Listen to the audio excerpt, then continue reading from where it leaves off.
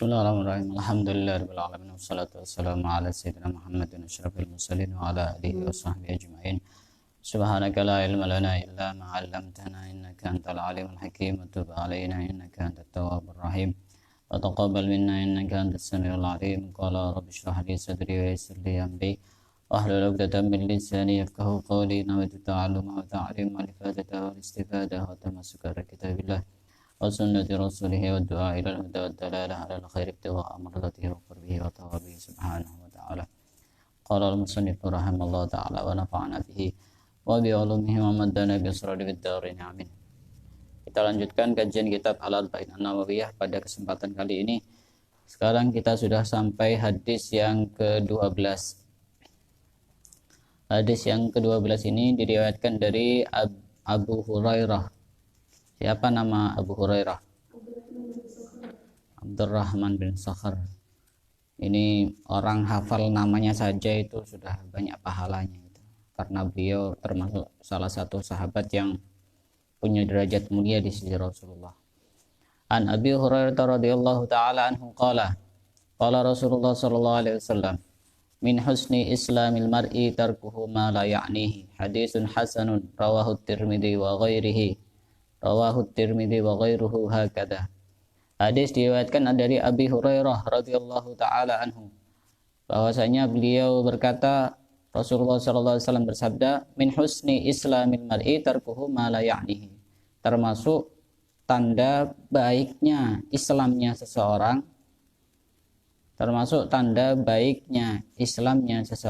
adalah meninggalkan sesuatu yang tidak bermanfaat.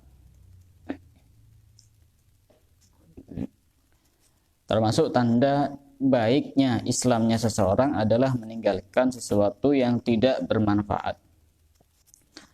Kalau kita pengen tahu kualitas keislaman seseorang, jangan dilihat dari rumahnya, jangan dilihat dari bajunya, jangan dilihat dari penampilannya, jangan dilihat dari kendaraannya, akan tetapi tanda kualitas kesempurnaan Islam seseorang itu adalah bisa dilihat apakah dia melakukan sesuatu yang bermanfaat atau tidak.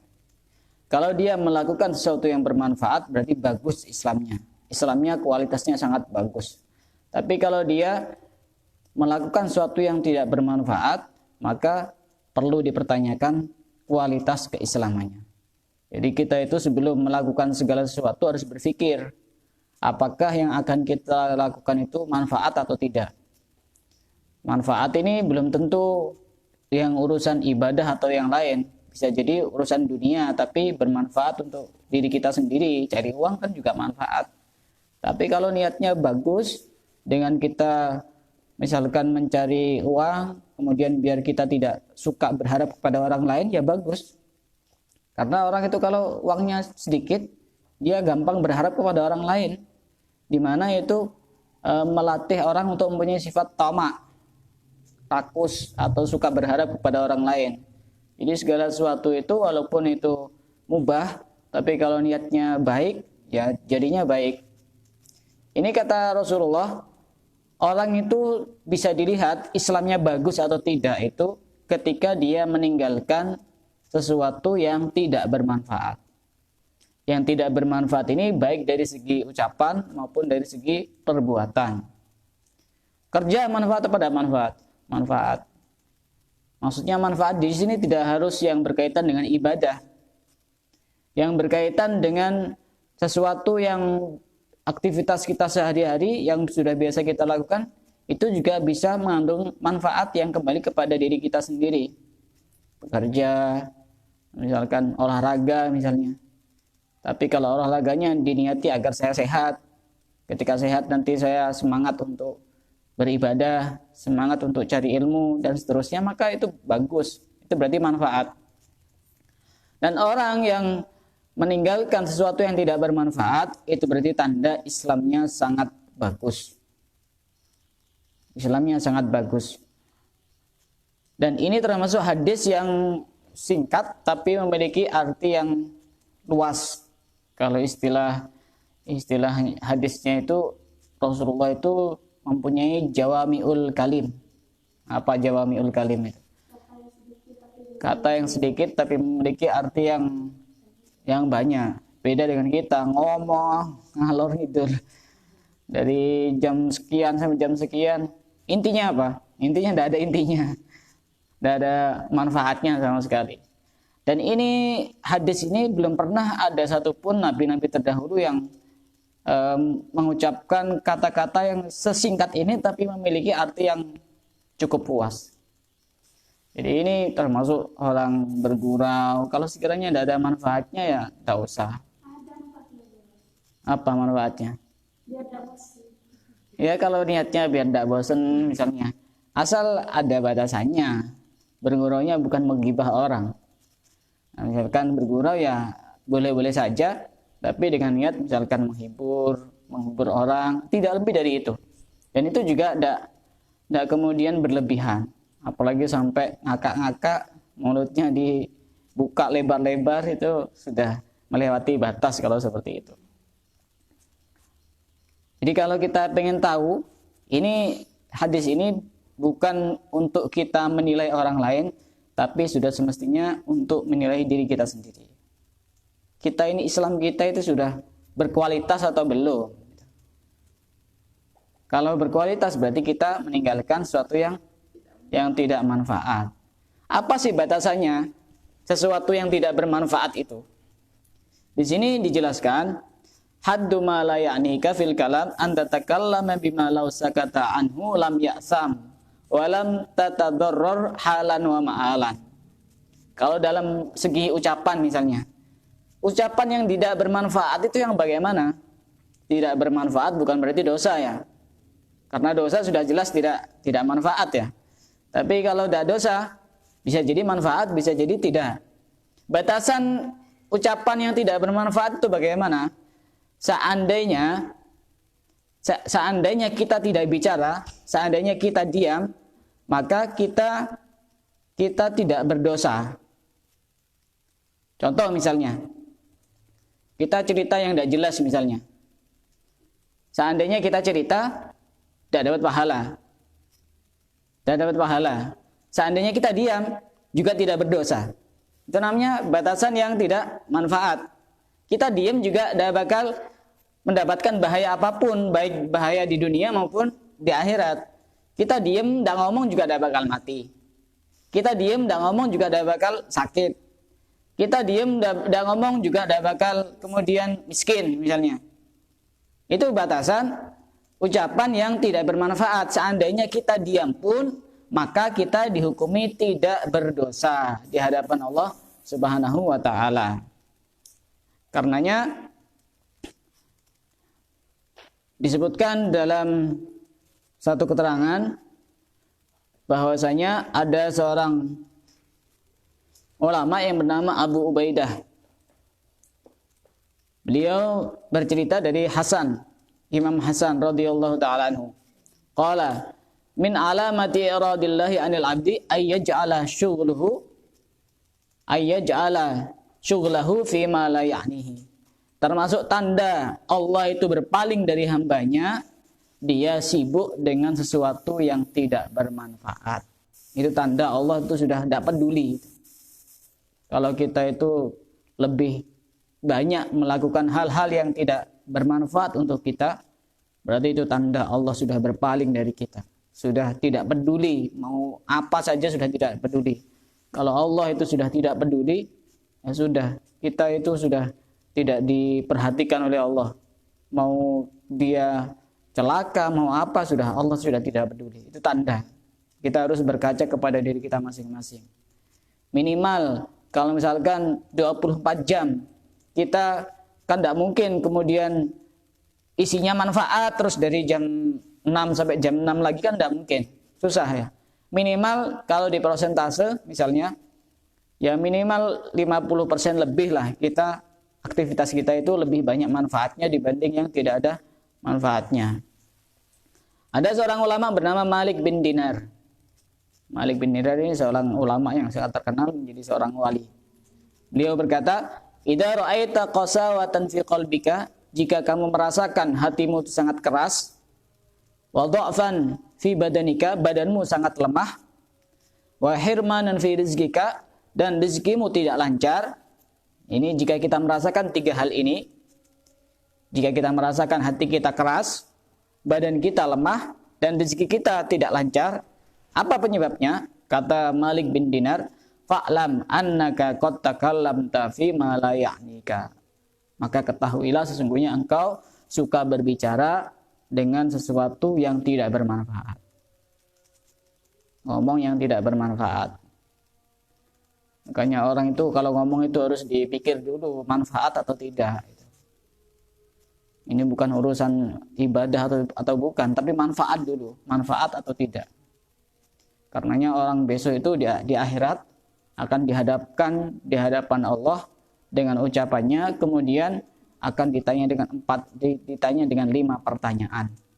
Ketika orang itu ngomong di dunia akan ditanya dengan 5 pertanyaan. Yang pertama, kenapa lima qulta kalimata kadza? Kenapa engkau ngomong seperti ini? Akanat mimma ya'nika, apakah bermanfaat atau tidak? Itu pertanyaan pertama. Kita ngomong itu ada perhitungannya besok di akhirat. Pertama pertanyaannya, kenapa engkau ngomong seperti ini? Apakah manfaat atau tidak? Itu pertanyaan pertama. Yang kedua, hal nafa'atka idza qultaha? Apakah jika engkau berbicara seperti itu kemudian engkau bisa mengambil manfaat dan orang lain juga bisa mengambil manfaat? Detail sekali. Itu pertanyaan kedua. Yang ketiga, pertanyaannya, hal darratka law lam taqulha? Apakah membahayakanmu jika engkau tidak mengucapkan? Kadang kita itu ngomong yang tidak jelas. Tidak perlu untuk kita ngomong tapi diomongkan. Walaupun kita tidak ngomong juga tidak bakal mulut kita kemudian gatal, kan tidak kira itu. Apakah bahaya kalau kamu tidak ngomong? Tidak bahaya. Ya sudah, tidak usah ngomong. Kecuali misalkan harus benar-benar ngomong. Kalau tidak ngomong nanti bahaya. Misalkan mau dibunuh sama orang, mau disakiti sama orang, ya harus ngomong ke orang yang tepat. Itu pertanyaan ketiga.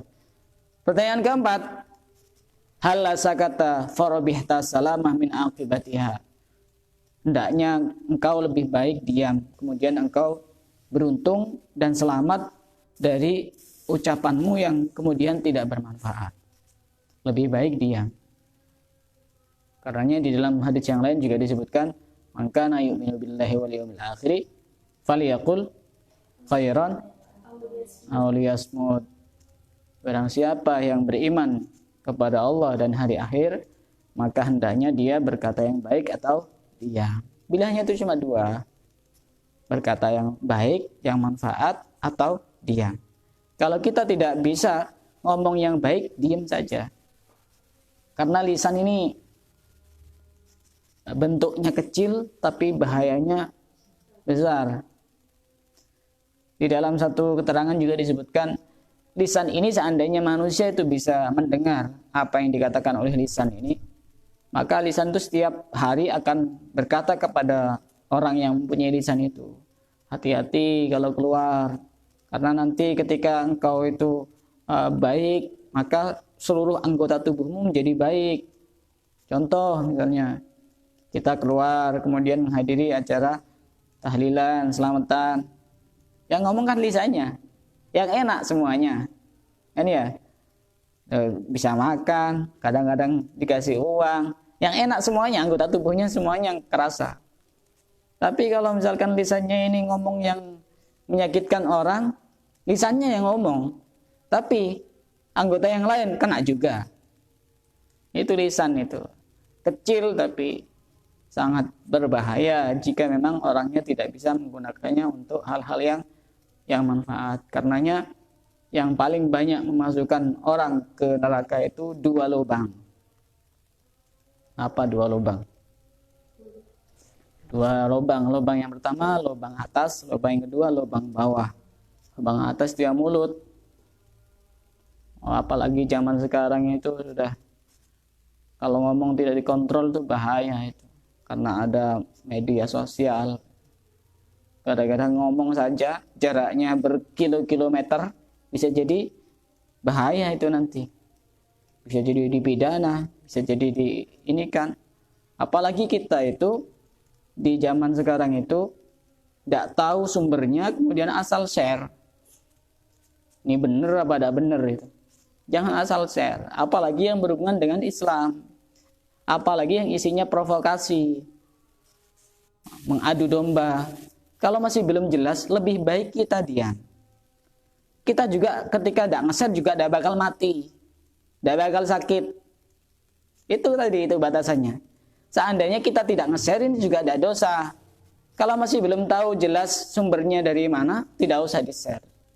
Apalagi yang isinya kita sendiri masih 50-50.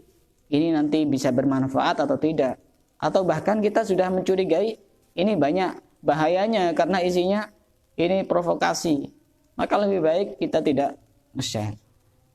Kecuali yang memang sudah jelas-jelas manfaatnya. Nge-share itu yang adem-adem aja. Tidak usah yang kayak berita-berita, oh ini. Yang menimbulkan banyak tanda tanya. Nge-share itu yang adem-adem aja. Berhubungan dengan fikih, sah tidak sah, berhubungan dengan amalan, berhubungan dengan ibadah, berhubungan dengan ilmu. Yang sekiranya ketika orang baca itu seneng gitu. Tidak usah yang macam-macam, yang tidak jelas sumbernya. Itu pertanyaan yang keempat. Pertanyaan yang kelima, hal ja'alta makanaha subhanallah. Kenapa engkau tidak mengganti ucapanmu itu dengan bacaan subhanallah, alhamdulillah, la ilaha illallah, Allahu akbar, sehingga kemudian engkau menjadi banyak mendapatkan pahala. Jadi semua itu ada pertanggungjawabannya di hadapan Allah Subhanahu wa taala. Ada seorang ulama bernama Ma'ruf Al-Karhi. Ma'ruf Al-Karhi ini seorang ulama yang juga sekaligus wali Allah. Beliau berkata, kalamul abdi fima la ya'nihi khidlanun minallah. Ucapan seorang hamba yang tidak bermanfaat itu adalah tanda Allah sedang menghinakannya. Kita itu jangan suka punya hobi nongkrong yang tidak jelas. Walaupun itu misalkan tidak dosa, misalkan ngomong, misalkan ngopi. Dosa pada dosa? Tidak dosa. Tapi kalau ada pertanyaan, manfaat apa tidak manfaat? Ya tergantung orangnya. Ngopinya kalau misalkan bahas ilmu ya bagus. Atau misalkan nemeni orang yang kalau seandainya dia itu tidak ditemani, maka dia akan keluar melakukan hal-hal yang tidak bermanfaat. Ya bagus. Jadi bagus. Tapi kalau ngopinya tidak jelas misalkan, pembahasannya juga ngalor ngidul, tidak tahu, tidak jelas arahnya, ngopinya di pinggir jalan, kalau ada cewek lewat, sweet, ini kan sudah jelas tidak ada manfaatnya. Kalau pengen Islam kita berkualitas, maka kita harus meninggalkan sesuatu yang tidak bermanfaat. Dan bahkan ini ada seorang ulama bernama Hasan bin Abi Sinan. Suatu ketika beliau itu melewati satu rumah yang bagus sekali rumahnya. Rumahnya bangunannya bagus. Kemudian tiba-tiba dia itu lisannya tidak sengaja tiba-tiba ngomong, refleks. Kapan ya ini dibangun? Kapan ini dibangun ini bangunan ini, rumah ini? Hanya tiba-tiba dia tersadar. Kenapa saya kok ngomong yang tidak ada manfaatnya? Apa manfaatnya saya tanya seperti itu? Apa manfaatnya saya tanya seperti itu? Ini apa? Dia menyesal dengan berkatanya itu, sehingga dia menghukum dirinya sendiri dengan berpuasa 1 tahun. Cuma tanya seperti itu. Kalau kita sudah berkali-kali tanya yang tidak jelas itu, ya memang kita harus banyak berpikir memang. Manfaatnya apa? Kita tanya seperti itu. Makanya itu lebih baik diam. Orang diam itu banyak manfaatnya. Yang pertama, menutupi kebodohan. Biar bodohnya tidak kelihatan banget ya, kalau diam itu. Yang kedua, menjadikan orang itu semakin disegani dan berwibawa. Lihat saja itu, orang-orang yang diam. Tapi diamnya memang dia untuk menjaga diri agar tidak ngomong yang tidak bermanfaat. Coba orang ngakak-ngakak, kakak. Orang itu untuk kita segan, untuk kita hormat itu kadang agak susah. Karena dilihat dari kesehariannya. Orang diam walaupun bodoh itu. Ini kayaknya diam-diam menghanyutkan ini. Kayaknya ilmunya tinggi ini. Padahal tidak punya ilmu sama sekali. Ya minimal untuk menutupi kebodohan orang diam itu manfaatnya itu. Tapi kalau orang banyak ngomongnya kelihatan kalau goblok. Bodohnya kelihatan banget kalau orang banyak ngomongnya itu. Nah, kita itu ya agak sedikit mengontrol istilahnya. Jangan terlalu menampakkan kebodohan kita di depan orang lain. Suatu ketika Umar bin Khattab radhiyallahu taala anhu menasihati seorang laki-laki. Dia menasihati apa? La tatakallam fi ma la ya'nika. Jangan ngomong sesuatu yang tidak bermanfaat. Wahdhar shadiqakal amin.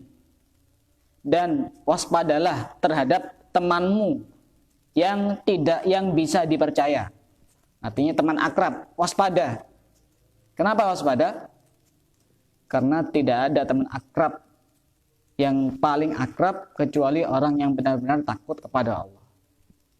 Kalau kepada musuh waspada sudah jelas, tapi kalau ada teman, kita harus lebih berwaspada karena ada musuh di balik selimut. Itu yang justru sangat berbahaya. Ketika teman ini sudah berbalik menjadi musuh, maka akan terbongkar segala rahasia kita. Makanya kemarin kan ada pembahasan kita harus pintar-pintar menyimpan rahasia, jangan gampang mengungkapkan rahasia kita kepada orang lain yang masih belum jelas dia bisa menyimpan rahasia itu. Harus benar-benar disimpan rahasia itu, apalagi yang berhubungan dengan aib atau dosa-dosa besar. Ya harus benar-benar disimpan. Kemudian nasihat yang berikutnya dari Sayyidina Umar bin Khattab, wala tamshi ma'al fajir wa yu'allimaka min fujurihi, dan jangan berjalan bersama orang-orang yang suka berbuat dosa, karena nanti orang tersebut akan mengajari kepadamu tentang dosa yang dia lakukan. Wala tatla'hu ala sirrika, jangan perlihatkan rahasiamu kepada orang lain. Dan ini yang paling terpenting, yang nomor 5, yang paling terakhir ini nasihatnya adalah wala tusyawir fi umurika ilal ladzina yakhshawnallaha azza wa jalla. Jangan bermusyawarah, jangan curhat, jangan berembuk di dalam segala urusanmu kecuali kepada orang yang takut kepada Allah. Karena kalau orang itu takut kepada Allah, misalkan dia membuka rahasianya, maka dia juga takut nanti ketika membuka rahasianya kepada orang lain.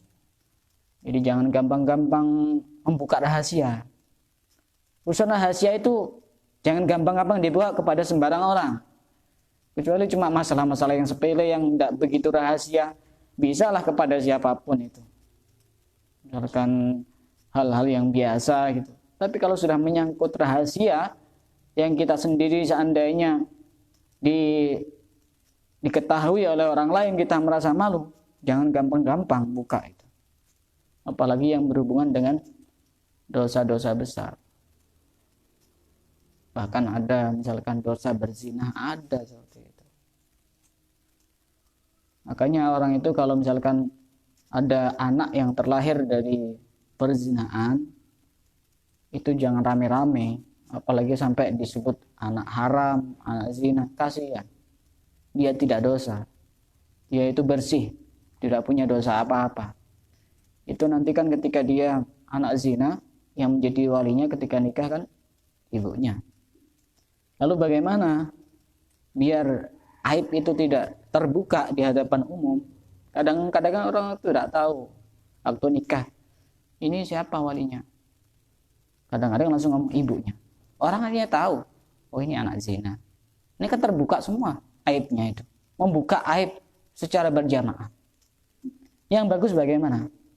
Ngomong dulu bisik-bisik ke penghulunya. Ini nanti yang menjadi wali hakim. Ya sudah. Tidak usah ditanya di tempat itu. Biar apa? Biar tidak membuka aib. Kalau wali hakim itu kan bisa jadi karena faktor lain juga, bukan karena urusan berzina berzina saja, tapi bisa jadi karena faktor lain. Mungkin orang tuanya sudah meninggal atau orang tuanya tidak tahu kemana. Jadi itu aib jangan dibuka-buka. Suatu ketika Luqman Al-Hakim radhiyallahu taala anhu, beliau ditanya oleh seseorang, "Ma balagha bika ma nara?"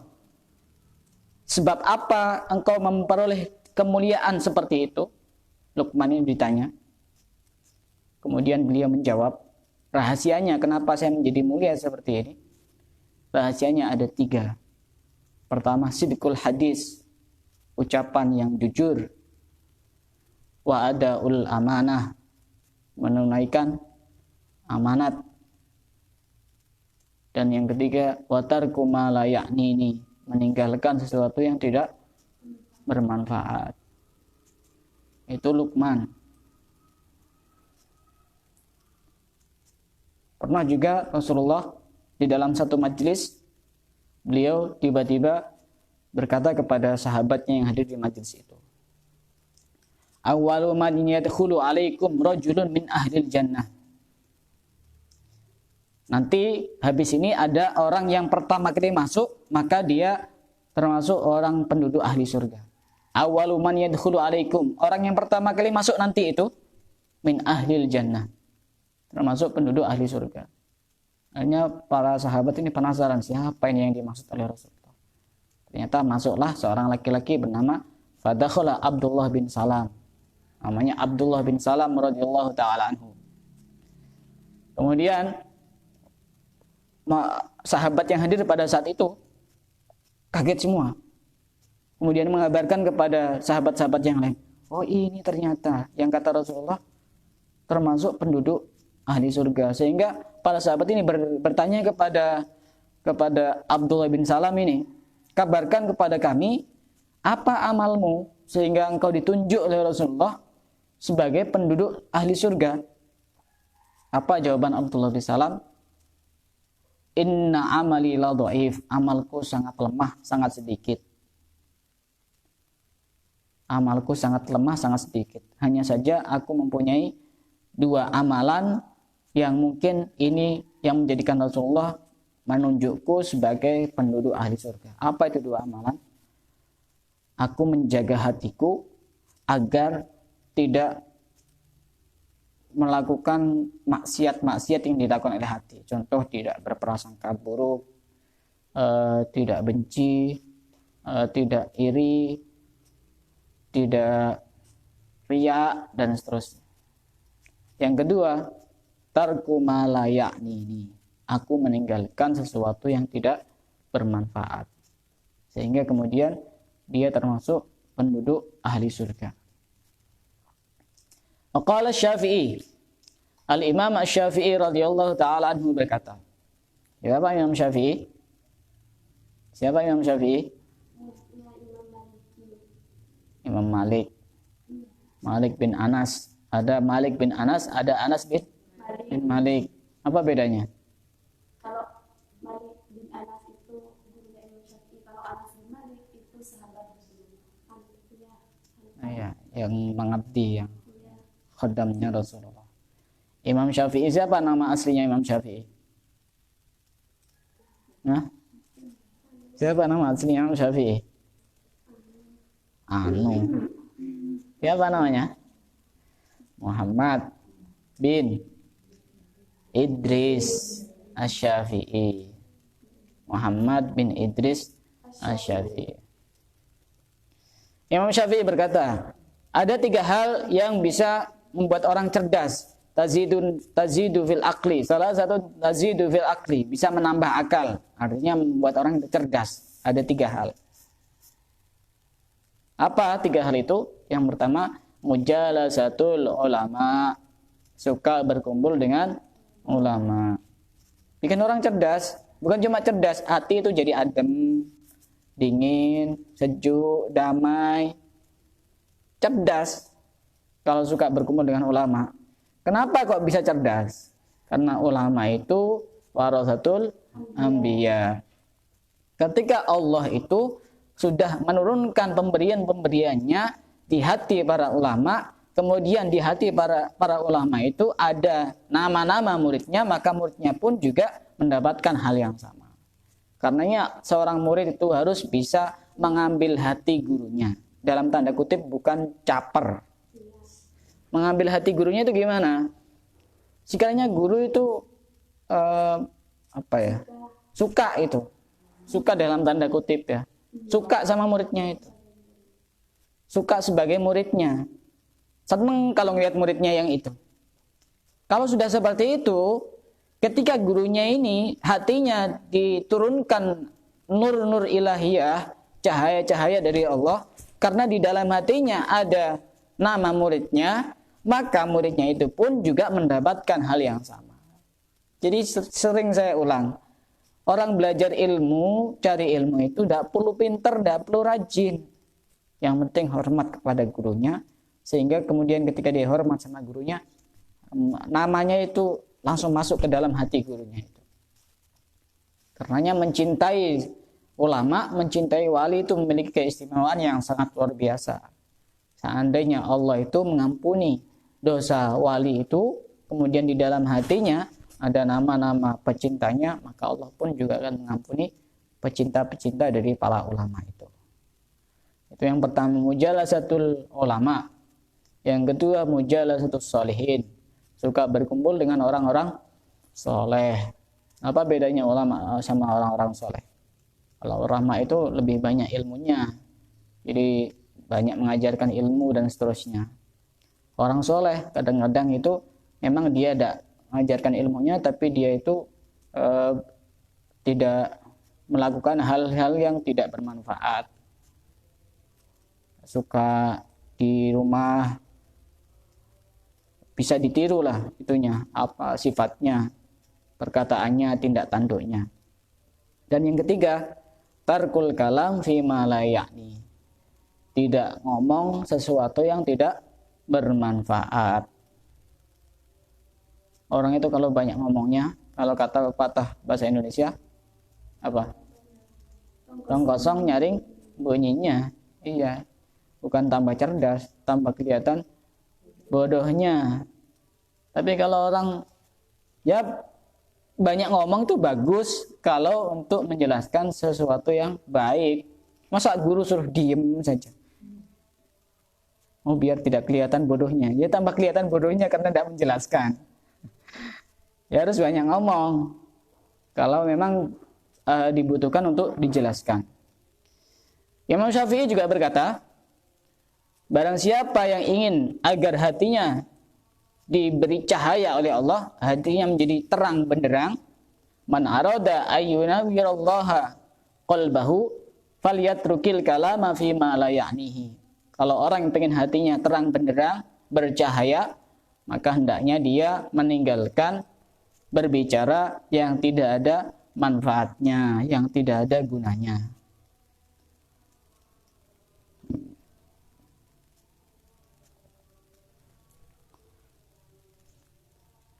Suatu ketika ada Ibrahim, Nabi Ibrahim yang mendapatkan julukan Khalilullah.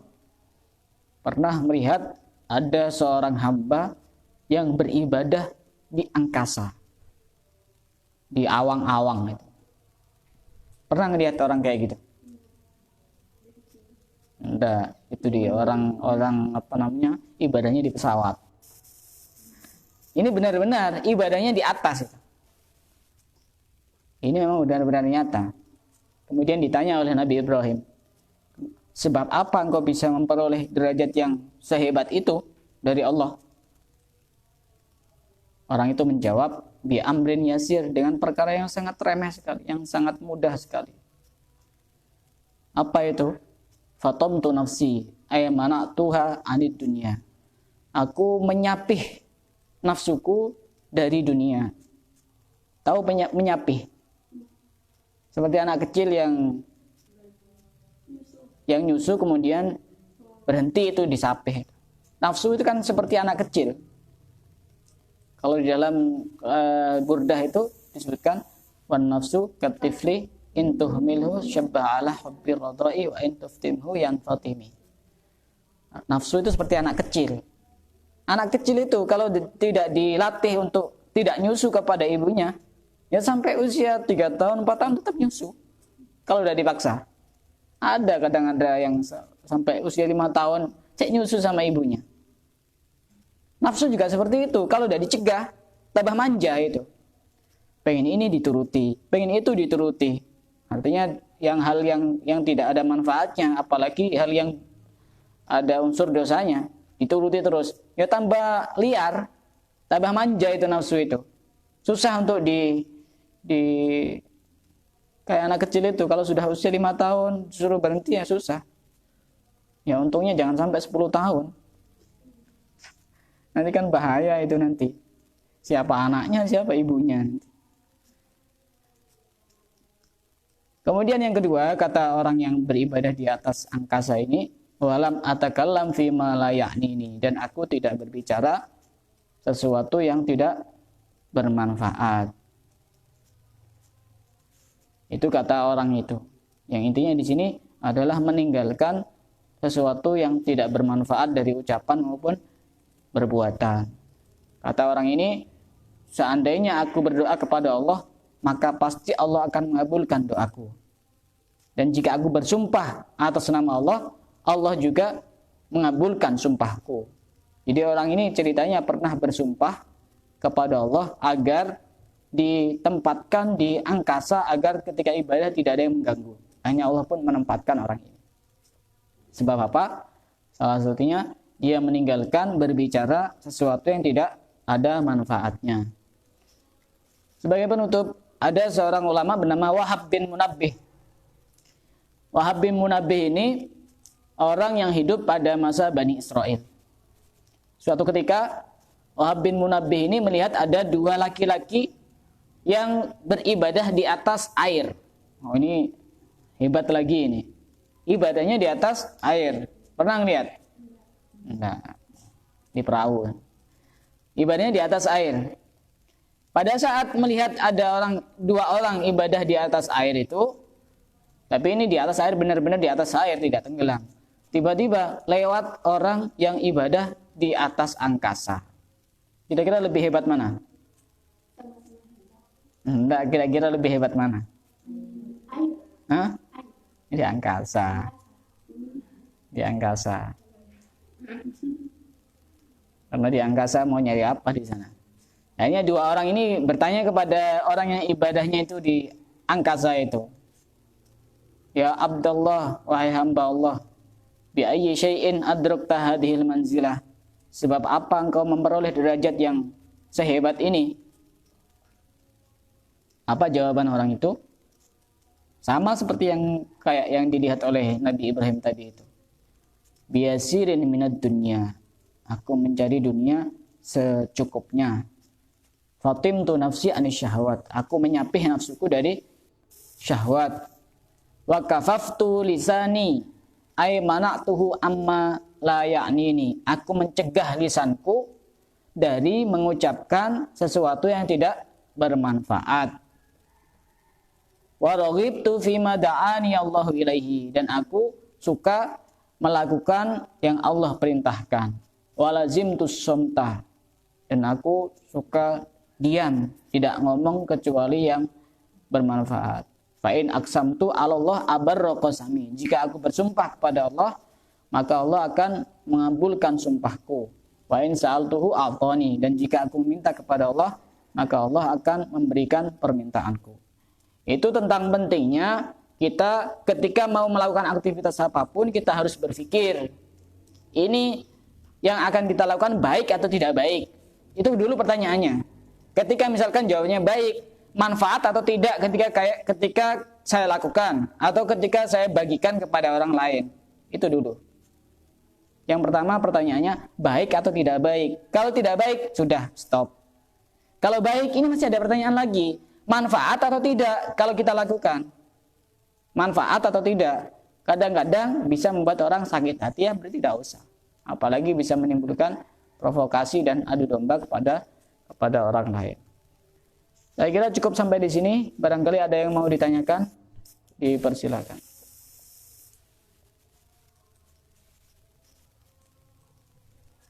Silakan yang mau tanya. Ya.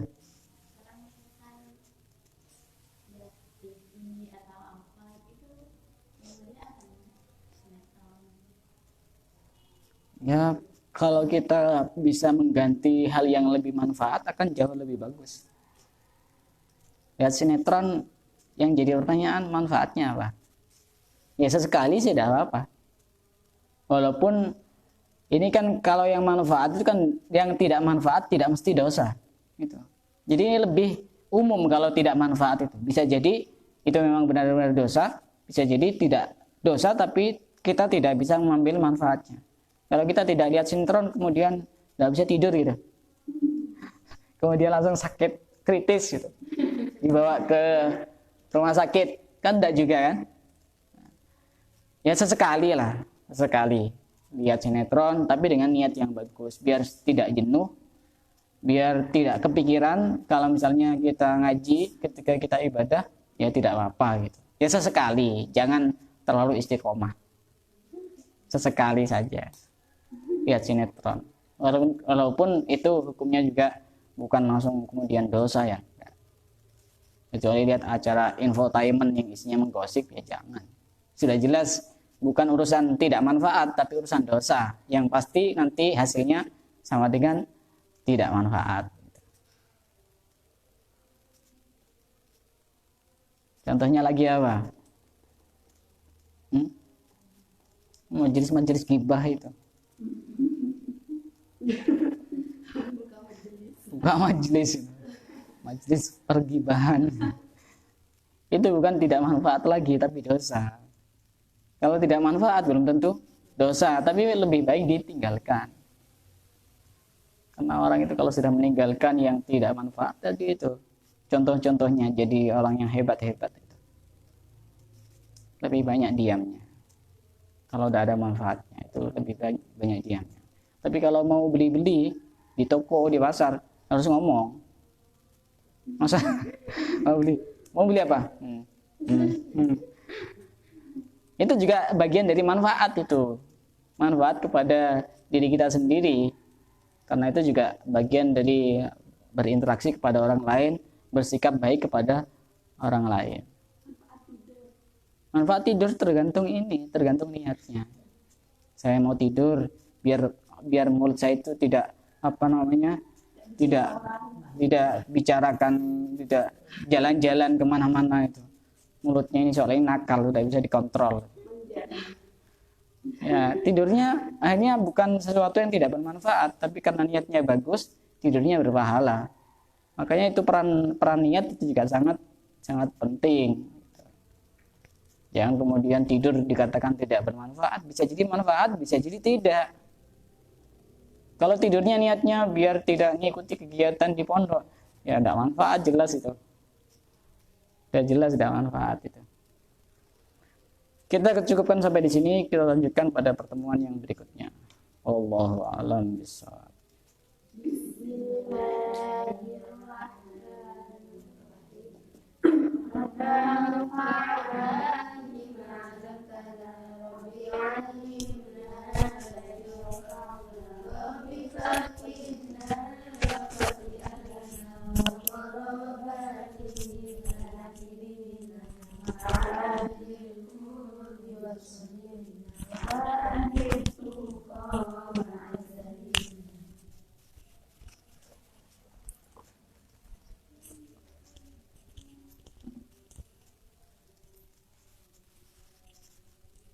TV-nya itu dikasih